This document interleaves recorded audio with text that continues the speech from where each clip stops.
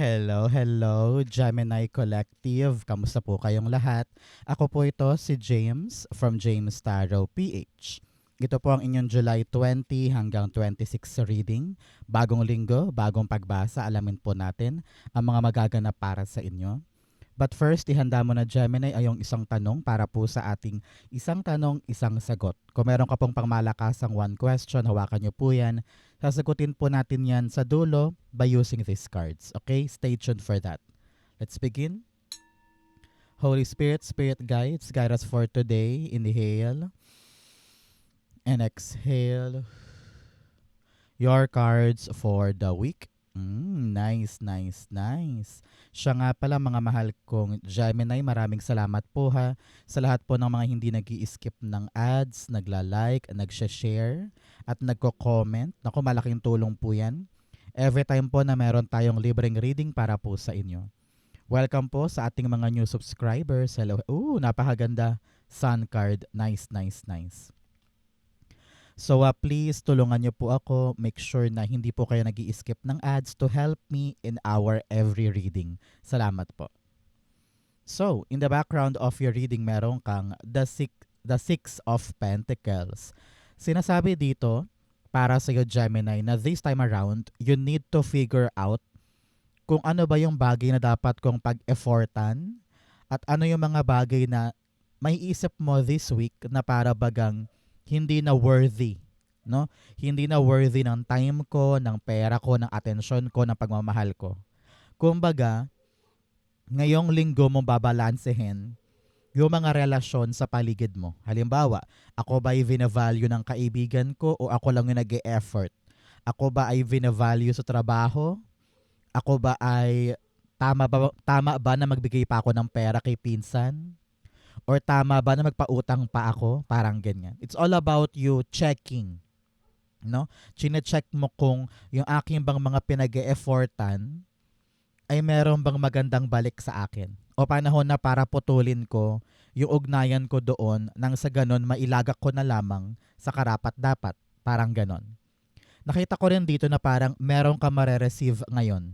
Okay? Meron ka makukuha. Kaya panahon talaga to para ma-excite ka kasi narinig ko yung word na darating na, maibibigay na, meron ka na makukuhang sagot or resulta or update, parang ganyan. So congratulations, okay? Especially here in your core energy, meron kang the Ten of Swords. Sinasabi dito Gemini ng iyong spirit guides na panahon na for you para huwag nang indahin or huwag ka nang magdamdam pa sa mga nangyari in the past. You need to rise up. You need to tell yourself na babangon na ako.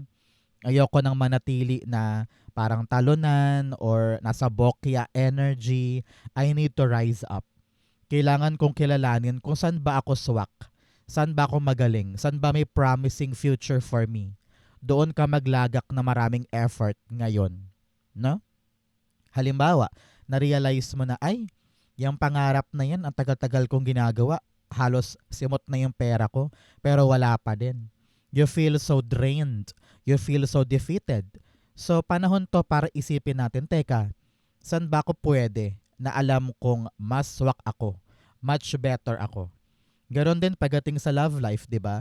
Kung alam mong itong pinagpipilitan mo hindi para sa'yo, magtuon ka na lang na atensyon sa mga kapaki-pakinabang. Halimbawa, kung ayaw mo muna mag-love life ngayon, mag-focus ka na muna sa iyong trabaho, sa iyong negosyo, kung saan ka valuable, kung saan ka pinagbubuni, at kung saan ka minapapala. Doon ka muna pumunta. Okay?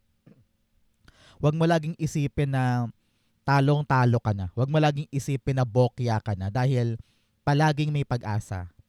Palaging mayroong bagong paraan or bagong diskarte o bagong opportunity na naghihintay para sa'yo. Ang kailangan mo ngayon, ihanda ang sarili na kaya ko pa, babawi pa ako, may chance pa ako, parang ganyan. Okay? The Ten of Swords, the Strength card. Yes. Very, very, very fitting. Sinasabi dito na this time around, kailangan mong ipakita na matatag ka, matibay ka. Hindi ka pwedeng Iiyak lang sa isang sulok at sasabihin mong, maghihintay ako sa Prince Charming ko. Maghihintay ako sa Savior ko. Maghihintay ako sa Fairy Godmother ko. No. You are the person that can save yourself. 'Di ba? Hindi mo kailangang humingi ng magsasalba sa iyo. Ikaw mismo ang mag-aangat sa iyo. Kaya kailangan ngayon, Gemini, magpakatatag ka, magpakatibay ka, magpakatapang ka at bumawi ka na, no? Puntahan mo na 'yon, sugurin mo na 'yon, mag-apply ka na doon or kausapin mo na siya. Your strength and your boldness and fierceness can help you para makabawi sa buhay. This is your sign. Makakabawi dahil sa tapang at lakas ng loob. Okay? So, mga Gemini, tanungin kita ngayon, no? Ano ba tong mga bagay sa buhay mo na gusto mo nang makabawi? Gusto mo nang makabangon? Gusto mo nang makuha? Gusto mo nang malasap? I-comment mo nga sa baba, i-manifest natin nang sa ganun matupad para sa'yo. Okay? In the area of what you need to focus on, meron kang the Knight of Pentacles. Meron ka daw plano na medyo hindi pa ganun kabuo. Kaya kailangan mo daw i-double check. Narinig ko dito pag-usapan nyo na ng pamilya mo o ng kapatid mo or pag-usapan nyo na ng best friend mo para maliwanagan ka daw at matimbang mo kung ano ba yung dapat ko pang gawin or i-improve sa aking plano para matiyak mo daw na gagana siya at applicable siya. Narinig ko dito na isipin mo daw kung practical ba yan, kung kaya ba ng budget ko, kaya ba ng katawang lupa ko, kaya ba to ng aking oras, no? Kailangan mo daw ng kausap na iba eh. Because these people, nakakausapin mo, ang magpapalinaw sa'yo ng tamang direksyon kung paano mo tutumbukin tong planong ito. So, go on. Pag-usapan na yan, ilatag mo na sa pamilya mo para meron kang makuhang feedback. Para magets mo na, ay, oo nga, tama ka nga, no? Sige, ganyan nga gagawin ko, parang may point ka. Parang ganun eh. So, open yourself with ideas para mapatibay at mapaandar mo na tong plano mong ito. Knight of Pentacles, the Seven of Cups. Okay. Sabi dito, kaya parang hindi ka pa makagalaw-galaw ngayon ay dahil nag-iisip ka pa ng ibang options. No? You're thinking of other options or other way na maaring mas magaan para sa'yo. Kaya kitang-kita ko dito, somehow may confusion ka. Nalilito ka kung paano ba, saan, kailan, kapag ba ito ginawa ko, matutumbok ko ba yan? Or sure ball ba ito na hindi ako mapapahamak dito? Maganda ba to dahil maganda lang sa paningin or talagang ikakabuti ko yan? Marami kang kino-consider. Marami ka ring inhibitions at marami ka ring mga reservations, di ba? Pero importante dito, tinatakel mo, hinaharap mo, binubutingting mo. Kaya huwag kang matakot or huwag kang panghinaan sa pakikipag-usap patungkol sa mga plano mo. The more na kinoconsult mo yan sa mga taong pinagkakatiwalaan mo, the better. Dahil doon mas pipino, mas tatalas ang isip mo, at mas makukuha mo yung tamang ritmo at tamang gagawin pagdating sa plano mo. So, huwag kang matakot mag-open up. Okay? So, mga Gemini, tanungin kita ngayon, taga saan po kayo? Saan parte po kayo ng Pilipinas o buong mundo nag-enjoy ng ating special reading for today? I wanna know kung saan po nakakarating ang ating mga pagbasa. Okay? Write it down po. In the area of what you need, meron kang the Knight of Swords. Alam mo, narinig ko dito, parang minsan bumabalik ka sa past, imbes na umabante ka sa future, umabante ka sa plano mo, kadalasan marami kang excuse, tapos lagi kang babalik sa past. Halimbawa, meron kang pinag-uusapan na trabaho, tapos lagi mong dahilan, ay, buti pa dati, mas maganda pa noon. Dapat bumalik na lang ako dun eh, kasi doon mas okay, mas masaya, mas maganda.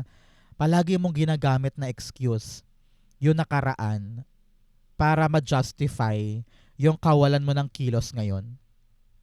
So, pinapayuhan ka ngayon, Gemini, ng yung spirit guides na huwag nang pabalik-balik sa past dahil walang maitutulong sa'yo na maganda yung pag-revisit sa past. Pinapahirapan mo lang yung present mo. Minamaliit mo yung present mo by glorifying your past, no? So, ngayon, pinapayuhan ka na to go slow, dahan-dahan lang. Huwag mong bibiglain ang sarili mo sa pagkilos or sa pagbangon. Paunti-unti para hindi ka ma-overwhelm, hindi ka mahirapan, hindi ka rin mabigla doon sa mga kakaharapin mo. Slower, the better, no? Mas maganda yan para sa iyo nang sa ganon mabuting-ting mo ng tama and also makita mo yung kada detalye at matimbang mo muna bago ka gumalaw, no?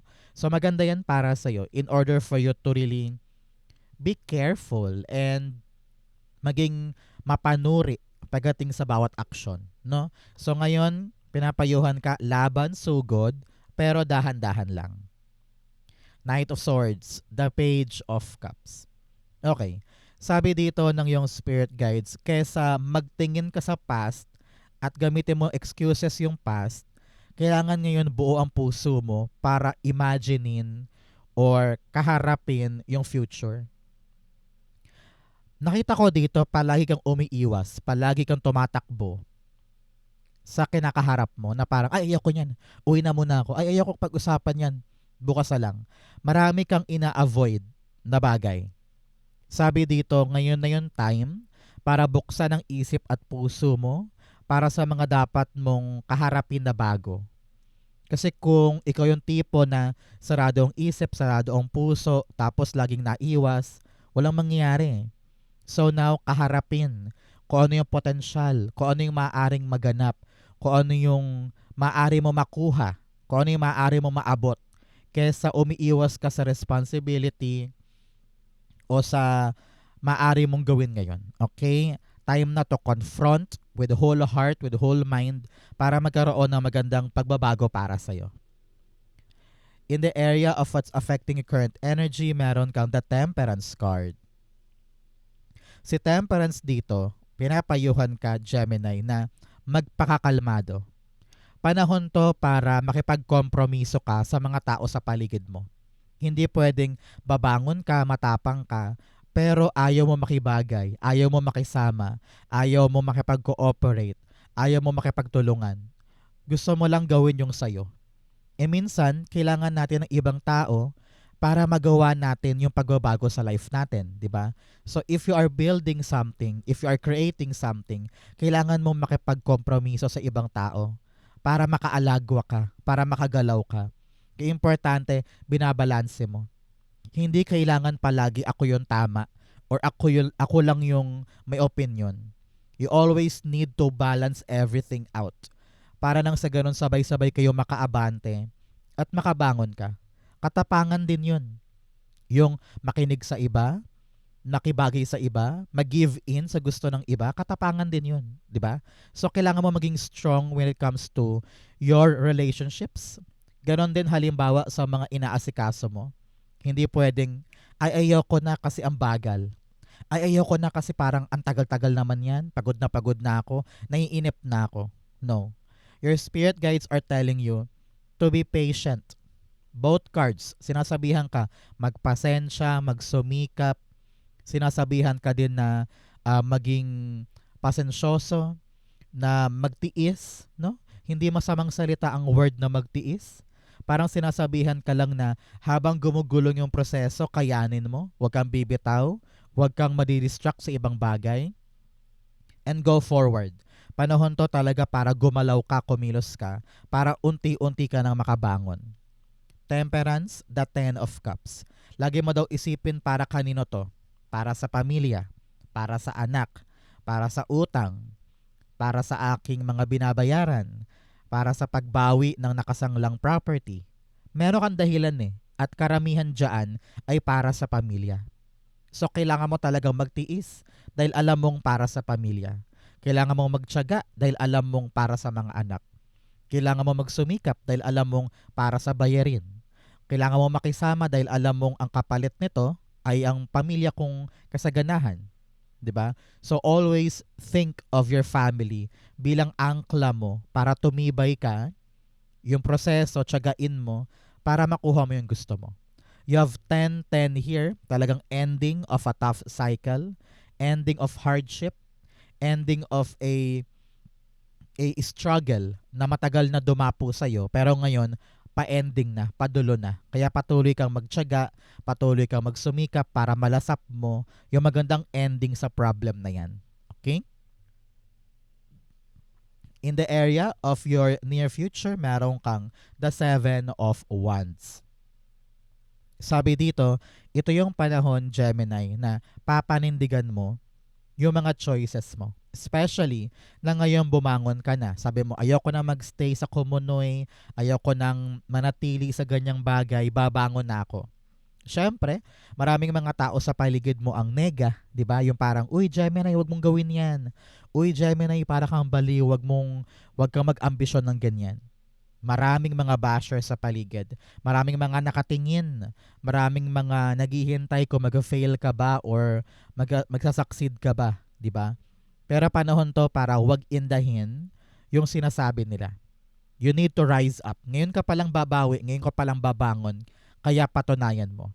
Kaya magsumikap ka. Patunayan mo sa kanila na my choice will make me succeed. My choice is talagang para sa akin. And nobody can stop you. Okay? So yun ang gawin mo ngayon. Yun ang isipin mo ngayon na kaya kong bumawi, kaya kong bumangon, at lalagpasan ko lahat ng challenges. Okay? Kitang-kita ko dito, you're on the top of the world. Baka mamaya mag-hiking ka or mag-trailing kayo. Pero nakita ko dito na you're on the top. Kaya lahat sila nakatingala sa'yo. It's because you made it. You did it. Congratulations. Seven of Wands, the King of Cups. Ikaw ito, kalmadong-kalmado ka na. Parang nakita ko dito na, okay, kung meron ka mang lalaking figure sa buhay mo, parang kailangan mo siyang kausapin dahil parang hindi siya naniniwala na kaya mo. Parang ganun eh. So if you have a male person in your life na medyo hindi masalita, pero ramdam mo sa kanyang mga kilos na hindi siya pabor sa gagawin mo, kausapin mo siya. Ipaunawa mo sa kanya, heart-to-heart talk kayo para magets niya yung balak mo. Okay?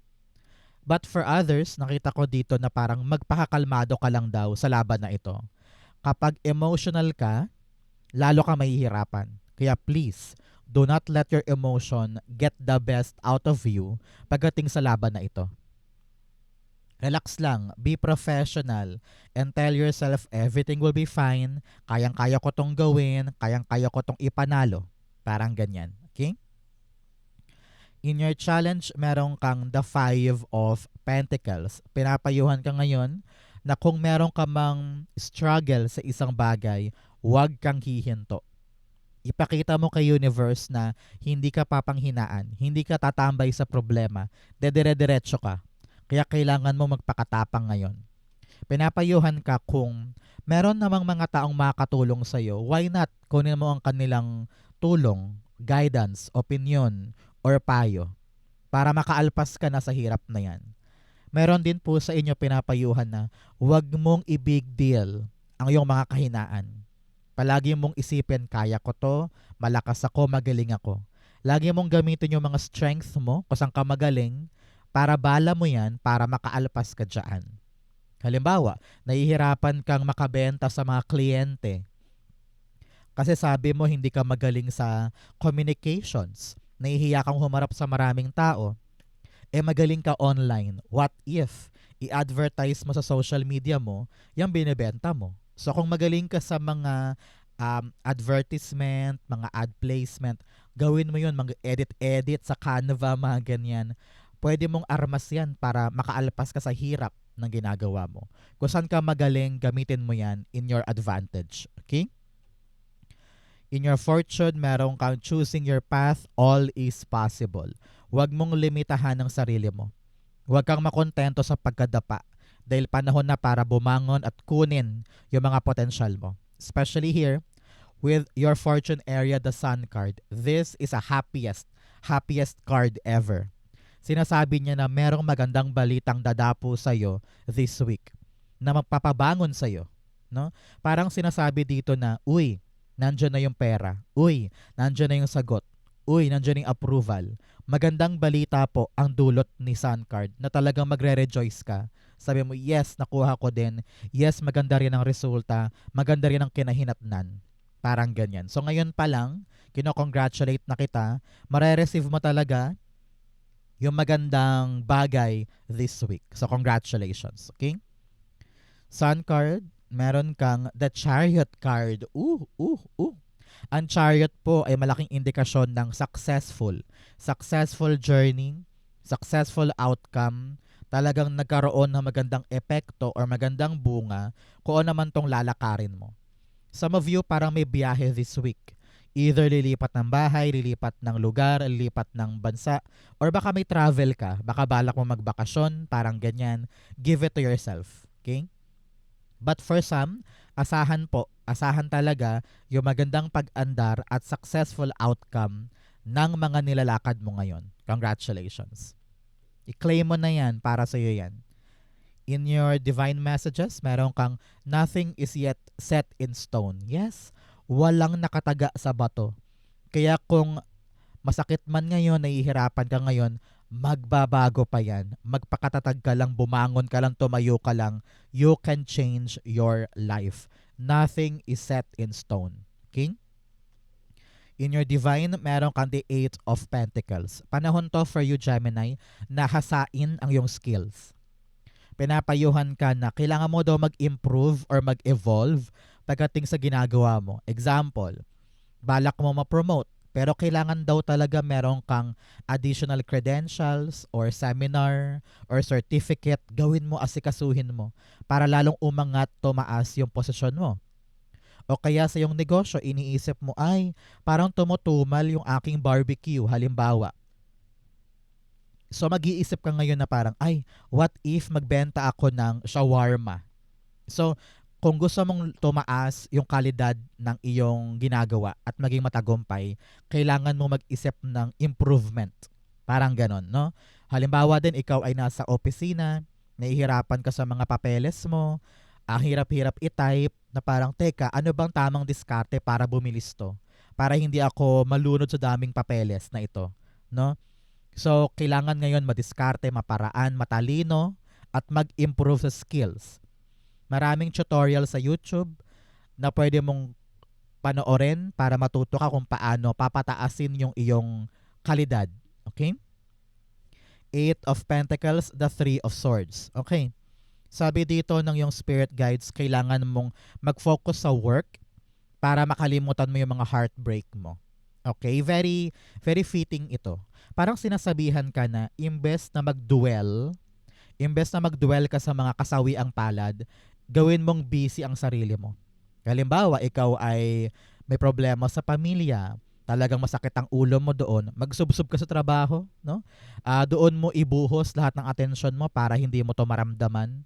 O kaya nahiwalay ka sa partner, try ka mag-business. O kaya mag-online selling ka. Talagang kailangan ngayon yung effort natin to build ourselves. Doon ka muna maglagay ng effort, ng panahon, ng pagod para unti-unti ka makabitaw sa lahat ng pain from the past. Okay? Outcome mo yan, bigyan mo na kita ng fortune cards. Meron kang grasshopper, situations in the balance that require careful handling. Sabi dito, dahan-dahan, paunti-unti, gawin mo yung pag-andar mo sa mga plano mo. You also have kangaroo, unsettled times, need to plan ahead. Sinasabihan ka talaga dito na be careful, pag-isipang mabuti, dahan-dahan lang, hindi pwede nagmamadali, hindi pwede nagra-rush. Okay? Another message, meron kang dark woman, babae daw po na morena or maitim ang buhok or maitim talaga. May concern daw sa kanya, kausapin mo siya. Okay? At meron kang career. Meron daw good news. Pagdating sa career mo this week, antabayanan mo yan. Magkakaroon ka ng magandang resulta moving forward. Okay? Ang outcome ni Gemini for July 20 to 26, the 10 of Cups. 10, 10, 10. Talaga namang magandang pagkatapos sa isang mahirap na bagay. Nakasurvive ka na, nakalagpas ka na. At panahon na to para buksan ang sarili sa mga pangarap na abot kamay. Kaya ngayon, Gemini, importante talaga mag-focus ka sa importanteng bagay. Pamilya mo. No? Be closer to your family. Be closer to their needs. Kung malayo ka sa kanila, bonding time kayo. Kahit sa internet or sa Facebook, kailangan close ties ang pamilya. At sabay-sabay kayong mangangarap. Sabay-sabay kayong aabot doon sa gusto nyong mangyari. Importante daw ngayon, Gemini, yung matinong relasyon sa pamilya para makaandar ka. Dahil energy din yan eh. Kapag nega ang energy sa pamilya, mahihirapan kang umabante. Kaya kailangan plansyahin ang mga dapat plansyahin. At pare-pareho kayong tumutok sa common goal ninyo. Okay? Nakita ko talaga kanina pa, may bahay. May bahay, parang new house, new property. Good news para sa pamilya. Okay? Narinig ko dito yung parang merong isang family member na meron siyang magandang balita. Okay? Ten of Cups, the Moon card. Okay? Sabi dito ng yung spirit guides, your family will be your assurance. Na kahit magulo yung paligid, kahit marami kang hindi sigurado, pero kapag kasama ang pamilya, feeling mo safe na safe ka. Feeling mo assured na assured ka. So they will be your ankla. They will be your guidance para kahit nahihirapan ka minsan, kayang-kaya mong umahon. Dahil merong isang bagay talaga na sigurado. Yung tulungan ng pamilya para maabot ang pangarap. Sa kanila ka lalapit, sa kanila ka didikit, para magkaroon ka ng pananalig na kaya ko to, maabot ko to. Okay? So every problem, every question will be answered now because tulungan kayo ng pamilya. Okay? Importante yan. So, Gemini, dako na tayo sa yung isang tanong, isang sagot. Pumikit ka na ngayon dyan at isipin mo yung one question mo. Inhale. And exhale the answer to your question. Meron kang the 5 of Swords, the 2 of Swords, and the 5 of Wands. Okay, at the bottom, meron kang the 9 of Swords. Super lalim talaga ng problema mo dyan. Halos parang hindi mo nakaatakaya and you are really reeling with many stress, worry, anxiety tungkol sa bagay na yan. Sabi dito, worth it pa ba, Gemini? Worth it pa ba na kapitan yan? Worth it pa ba na ipaglaban? Or you will make a choice na should I run to something new? Should I leave this behind? Should I take action? Kaya ko bang hayaan lang to for me? O mag-move on na ako? 5 and 5 here are telling you of change, pagbabago. Panahon na para sa pagbabago. Panahon na para mag-decide ka. Para malusaw lahat ng problema. Parang hindi worth it na makipagsiksikan ka dyan or ipaglaban pa yan kung meron ka pang ibang bagay na pwede mong habulin, pwede mong abutin, na talagang doon ka mananalo, doon ka magtatagumpay. So why limit yourself for something na alam mong hindi para sa'yo? If you're waiting for a yes or no, the answer here is no. Kung ano man yung bagay na yung pinipilit mo, masyado ka lang talagang masasaktan dyan. Parang hindi ito worth it. Kaya mag-decide ka na. And meron pang isang bagong opportunity na kayang-kaya mo. Na kaya mo makipagsabayan, kaya mong ilaban yon para sa'yo. And you will feel here na dito ka talaga meant to be. Hindi dito. Kasi parang sobrang pasakit lang dito eh. Pero dito, parang mag-excel ka eh. Gagaling ka, huhusay ka eh. And people around you are supporting you. No? Kaya ngayon, kailangan mo nang buwagin, basagin, or lusawin yung mga sobra-sobra mong kinikim-kim, sobra-sobra mong dinadala. Panahon na para lumaya ka dyan at mag-decide ka na. Okay? For now, it's a no. May something better pa para sa'yo. Okay? So Gemini, ito po yung isang tanong, isang sagot ninyo. Ganon din po ang yung July 20 to 26. Saan po kayo nakaresonate? Comment below. Basahin ko po yan. Thank you Holy Spirit, Spirit Guides for the clarity for today. Thank you mga mahal kong Gemini for watching hanggang dulo. I love you. This has been James for James Tarot PH. God bless everybody.